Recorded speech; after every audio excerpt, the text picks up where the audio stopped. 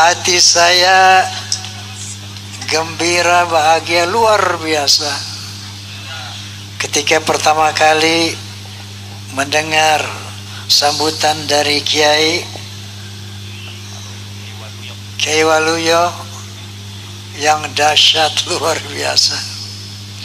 Kemudian bertambah lagi bahagia saya mendengar ungkapan yang holistik, komprehensif mengenai perlunya, pentingnya kita membahas masalah yang berkaitan dengan Rasulullah Sallallahu Alaihi Wasallam yang disampaikan oleh Gus Abbas Buntet Cirebon tadi.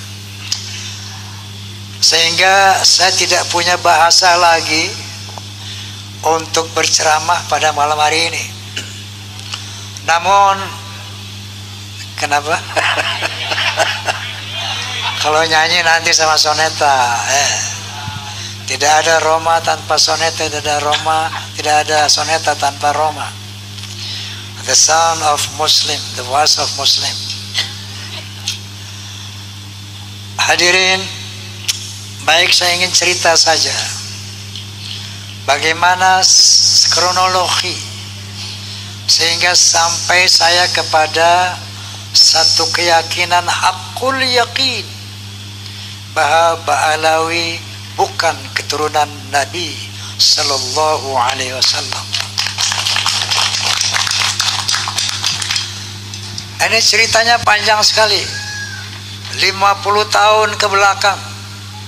Waktu itu usia saya masih 20 tahun dan saya sudah tampil sebagai, ya katakanlah, penceramah muda. Saat itu adalah satu majelis ta'lim di Masjid Ar-Rahmah, Tebet Timur, Jakarta Selatan. Pembicaranya ada satu Habib dan saya mewakili pemuda masjid, seperti itu kira-kira. Ini sosok Habib ini bercerita seperti ini. Kalau ada Habib yang berzina, yang mabuk-mabukan, yang berjudi, mencuri, jangan kata apa-apa. Nah, ini Habib orang Betawi memang. Kalau bahasa Jawa jangan kata apa-apa, ojo muni apa-apa ngomong. Menengai. Kenapa? Mereka adalah cucu Rasulullah. Mereka itu ahli surga. Rasulullah SAW pemegang kunci surga. Tentunya setelah beliau masuk, pasti yang diutamakan adalah keluarganya, keturunannya.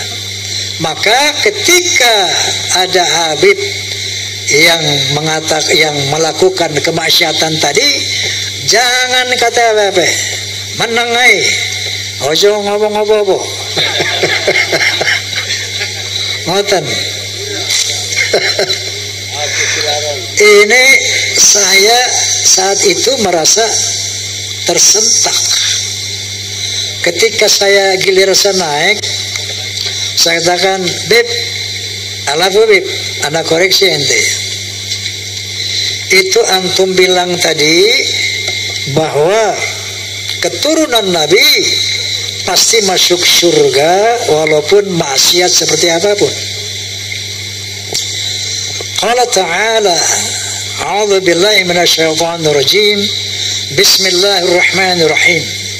Ya ayuhan nas, inna khalaqnakum min dzakari wa untha wa ja'alnakum syu'uban wa qabaila lita'arafu. Inna akramakum 'indallahi atqakum. Shadaqallahul azim.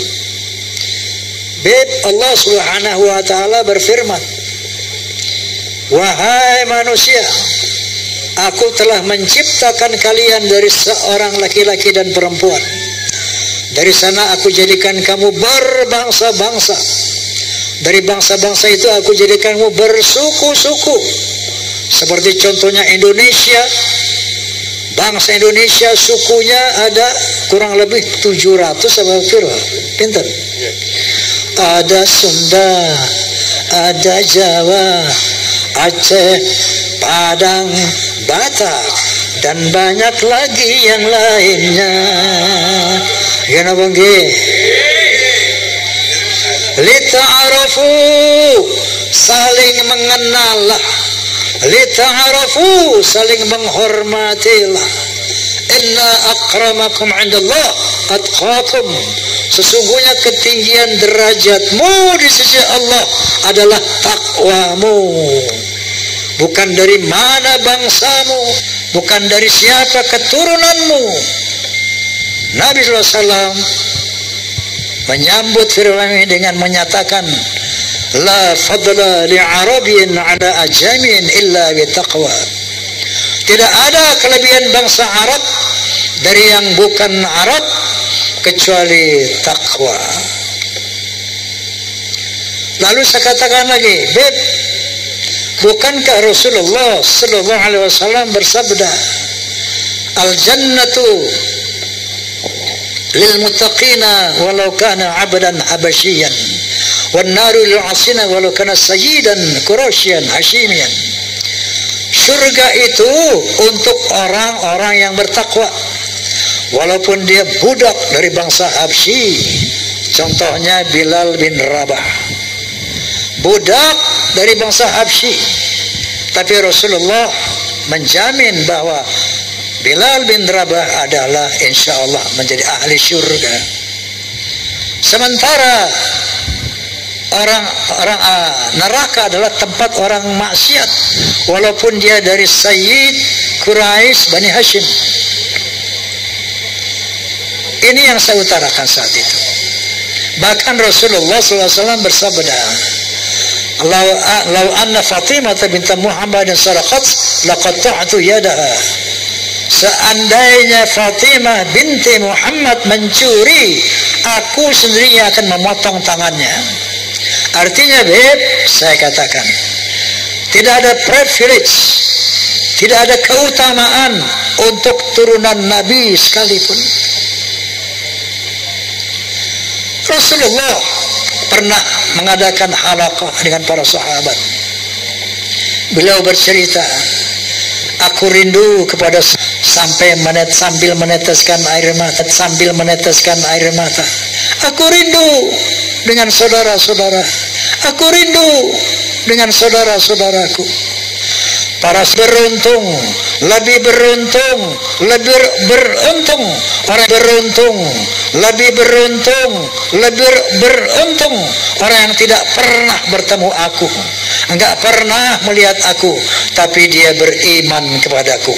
Mereka itulah saudara-saudaraku. Beriman kepadaku. Mereka itulah saudara-saudaraku. Allahumma salli ala Muhammad. Kalau kita ini 1500 tahun kurang lebih nggak pernah jumpa Nabi, nggak pernah melihat Nabi, tapi kita beriman kepada Nabi, itulah saudara-saudara Nabi. Makanya ketika Rasulullah di akhir hayatnya, dia tidak memanggil keturunannya ya dzurriyyati, yang dipanggil ya ummati, ya ummati. Islam dinul khalis. Islam adalah agama yang lurus. Rasulullah SAW adalah tokoh yang demokratis, bukan tokoh yang nepotis, bukan tokoh yang pokoknya nanti semua keturunanku, keluargaku harus masuk surga apapun kesalahannya lah. Inilah al-Islam. Itulah sosok kepribadian Rasulullah sallallahu alaihi wasallam. Setelah saya ngomong begitu, ini 50 tahun yang lalu, hebohlah satu masjid itu. Oh, besoknya saya dipanggil oleh Habib Sepuh, Bang Haji, ente ngomong apa kemarin? Sampai ramai itu orang-orang di masjid. Saya bilang, saya ceritakanlah, ada Habib ngomong begini, Beb. Saya bilang, qala ta'ala, qala Rasulullah, bla bla bla. Mohon petunjuk, Beb, saya bilang. apa yang Anda sampaikan itu benar. Apa yang Anda sampaikan itu tidak salah. Tapi saya mohon, jangan ulangi lagi kata-kata seperti itu. Kenapa? Karena itu akan merusak ukhuwah Islamiyah. Sejak saat itu saya pendam dalam perut. Saya melihat berbagai macam arogansi, kemungkaran yang dilakukan Habib. Saya nggak mau bunyi lagi. Saking taatnya saya kepada Habib Sepuh tadi. 50 tahun saya tahan itu.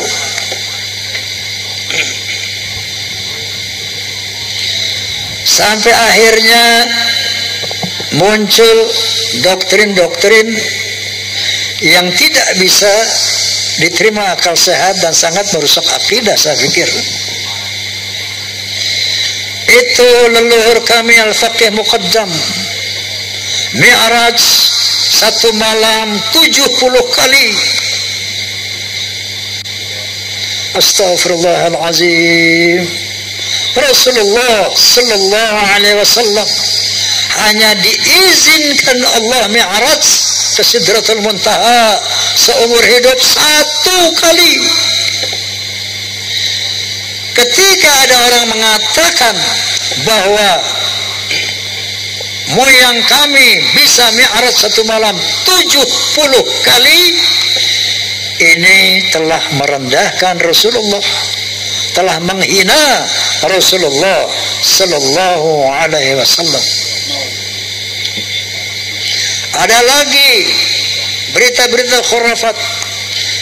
Leluhur kami kalau tidak malu sama Allah dapat memadamkan api neraka cuma dengan kelingking. Inna lillahi wa inna ilaihi raji'un. Kalau tadi menghina Nabi, sekarang menghina Allah subhanahu wa ta'ala. Banyak cerita-cerita khurafat yang lainnya. Ada seorang tukang kacang namanya Sulaiman. Ini tukang kacang sangat cinta sama habaib. Kalau habaib minta kacangnya dikasih semuanya. Saking cintanya sama habaib. Man minta kacang dikasih semua, man minta kacang dikasih semua. Satu saat si Maman mati. Begitu Maman mati, lapor ini orang kepada Habib tadi, Beb, Maman mati. Ini Maman ahli maksiat, ibadahnya berantakan. Datanglah ini Habib, ngasih surat, ditaruh di lehernya di belakang mayit itu. Man, nanti kalau Munkar wa Nakir tanya, jangan dijawab. Kasih aja ini surat, inti masuk surga tanpa hisab.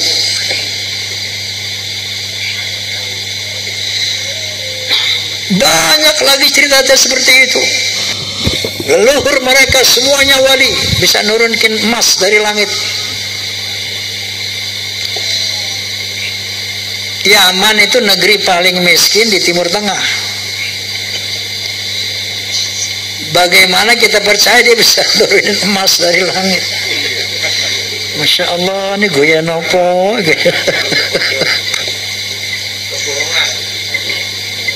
Banyak khurafat-khurafat yang mengajarkan. Ya. Nah, ini membuat satu faktor menguatnya saya, keraguan saya tentang apa iya cucu Nabi ini kayak begini. Muncullah baru tesis Ki Haji Imaduddin Utsman Al-Bantani. Muncul apa beliau? Gus Abbas Cirebon Buntet. Saya enggak mengerti ilmu nasab, tapi saya tidak bodoh-bodoh amat untuk meneliti apa yang diuraikan oleh Ki Haji Imaduddin Utsman. Beliau bercerita di antaranya bahwa yang namanya Ahmad bin Isa keturunan Rasulullah Sallallahu Alaihi Wasallam sejak abad ke-4, ke-5, ke-6, ke-7, ke-8 sampai 9 awal itu tercatat di dalam manuskrip kuno, hanya punya anak 3, yaitu Muhammad, Ali, dan Hasan. Muhammad, Ali, dan Hussein. Selama 550 tahun itu sejarah menulis itu. Tiba-tiba di abad ke-9 akhir muncul Ubaidillah sebagai anak Ahmad bin Isa yang keempat. Enggak usah pinter-pinter amat untuk meneliti, untuk menerima hal ini. Cukup punya akal yang waras, cukup punya akal yang sehat, kita bisa melihat, oh, kalau begitu Ubaidillah ini cantolan, cangkokan. Ki Imaduddin tentu saja sebagai seorang kiai, mujtahid, bahkan bisa menjelaskan secara ilmiah bahwa kepalsuan Ubaidillah ini. Dari sini mulai keraguan saya yang selama 50 tahun itu bertambah menjadi yakin. Tapi baru ilmu yakin doang nih. Saya undanglah KJ Imaduddin di podcast saya. Kemudian dalam rangka, karena saya saat itu sebagai penengah ingin mencari siapa sih yang benar ini, apakah Ba'alawi, apakah Kiai Imad, maka saya undanglah dari Rabithah Alawiyah sebagai penyeimbang. Saya undang Ustaz Taufik Segaf, tidak hadir. Bahkan saya undang juga Rizik Syihab, tidak hadir. Saya undang juga dari Pekalongan Bapak Lutfi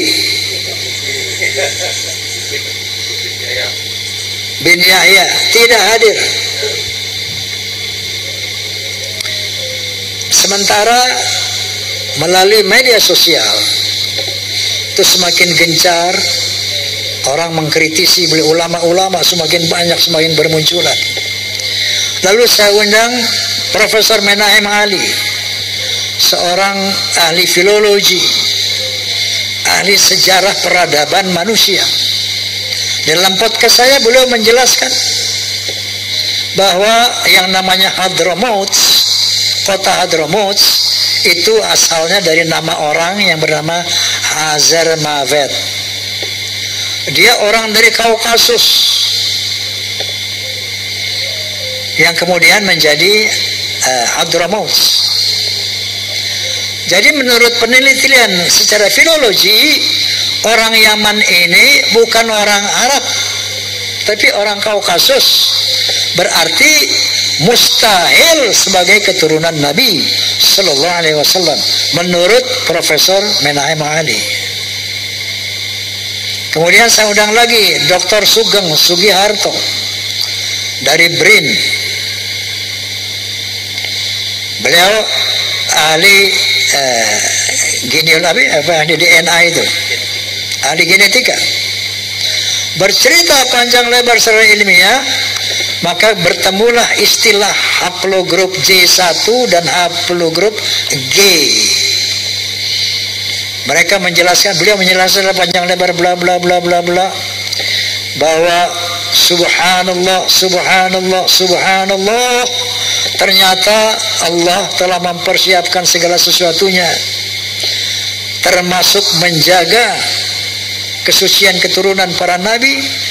Ternyata DNA-nya itu sudah ditanamkan di dalam setiap manusia. Secara ilmu genetika, haplogrup Nabi SAW adalah J1. Haplogrupnya Ba'alawi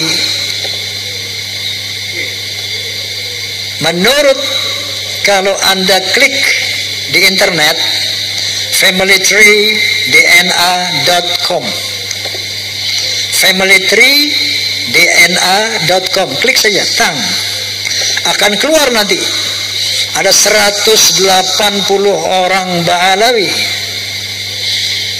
sebagian dari Indonesia, itu dari Yaman, sebagian kecil dari Indonesia, itu haploglobnya adalah gay, Yahudi Askenazi.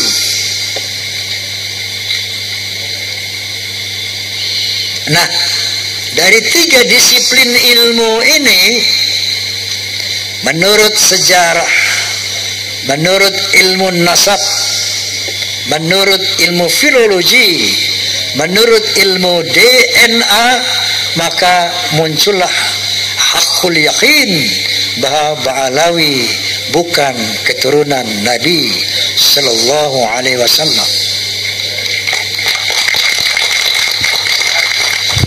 Lalu di counter itu Roma Irama, menurut Gus Romel ini pembela Ba'alawi, kita bisa lihat di medsos. Itu Roma Irama sok-sok hakul yakin bahwa Ba'alawi bukan turunan Nabi, bahwa Ubaidillah itu bukan turunan Nabi. Memangnya dia pernah melihat pernikahan Ubaidillah? Memangnya dia pernah melihat persembahyaan Ubaidillah? Mel, saya bilang, ente percaya nggak Muhammad bin Abdullah adalah Rasulullah? Kalau ente nggak percaya, kafir ente. Pertanyaannya, apakah Anda pernah melihat Muhammad dilahirkan? Apakah Anda pernah melihat Muhammad menerima wahyu dari Jibril alaihissalam? Iqra bismi rabbikal ladzi khalaq, khalaqal insana min 'alaq, iqra wa rabbukal akram alladzi 'allama bil qalam 'allama al-insana ma lam ya'lam. Apakah Anda menyaksikan itu? Untuk meyakini Rasulullah, untuk meyakini Muhammad sebagai Rasulullah, itu nggak perlu kita melihat beliau menerima wahyu. Cukup dengan statement keterangan dari Allah Subhanahu wa taala, yaitu Al-Qur'anul Karim. Cukup dari hadis-hadis Rasulullah yang disampaikan oleh para muhaddits. Begitu juga keyakinan kita bahwa Ba'alawi bukan keturunan Nabi, Ubaidillah bukan keturunan Nabi, cukup dengan ilmu-ilmu 3 ilmu tadi. Nah, dia tanya, bagaimana Roma Irama yakin? Saya katakan satu contoh. Saya yakin kepada Allah Subhanahu wa taala tentang eksistensinya sebagai Tuhan, eksistensinya yang serba maha, itu dengan 2 hal. Pertama, ayat qauliyah Al-Qur'anul Karim. Yang kedua, ayat kauniyah, ciptaan Allah ini. Ayat qauliyahnya diantaranya firman Allah Subhanahu wa taala, innani anallah la ilaha illa ana fa'budni wa aqimis salata li dzikri. Sesungguhnya akulah Allah, tidak ada Tuhan selain aku, maka sembahlah aku dan tegakkanlah salat demi mengingatku. Itu satu, saya bilang. Banyak lagi surat Ayatul Kursi, banyak lagi sebagai ayat-ayat qauliyah firman Allah Subhanahu wa taala. Yang kedua, ayat kauniyah alam semesta ini. Qala ta'ala, inna fi khalqis samawati wal ard wa ikhtilafil laili wan nahar wal fulki allati tajri fil bahri bima yanfa'un nas wa ma anzalallahu minas samai min ma'in fahaya bil arda ba'da mautiha wa batha fiha min kulli dabbah wa tasrifir riyahi wa sahabil musakhkhari banasim al ard la ayatin liqaumin yaqilun. Shadaqallahul azim. Sesungguhnya pada penciptaan langit dan bumi, pada pergantian siang dan malam yang begitu teratur, bisanya kapal-kapal berlayar di lautan dengan membawa hal-hal yang bermanfaat buat manusia, turunnya air dari langit, air hujan, Dengan air itu dihidupkan bumi yang mati. Ditebarkannya berbagai macam binatang melata di muka bumi. Terjadinya pergeseran awan dan angin di antara langit dan bumi. Itu bukti tentang keberadaan Allah bagi orang-orang yang berakal. Jadi dari ayat qauliyah dan ayat kauniyah ini muncullah haqqul yaqin, la ilaha illallah, tidak ada Tuhan illallah kecuali Allah. Begitu juga ketika saya meyakini Ba'alawi bukan turunan Nabi, ayat qauliyahnya adalah dari tesis Kiai Imaduddin Utsman, kemudian dari filologi, dan ayat kauniyahnya DNA. Jelas apa jelas? Oi. Jelas apa jelas? Saya mau tanya, Anda pun yakin tidak bahwa Ba'alawi bukan turunan Nabi? Yakin apa tidak? Alhamdulillah. Allahu Akbar. Allahumma salli ala Muhammad. Masya Allah, Masya Allah. Biqawmi yaqilun. Kalau makanya Allah SWT mengatakan gunakan akal, afala tatafakkarun, gunakan fikiran.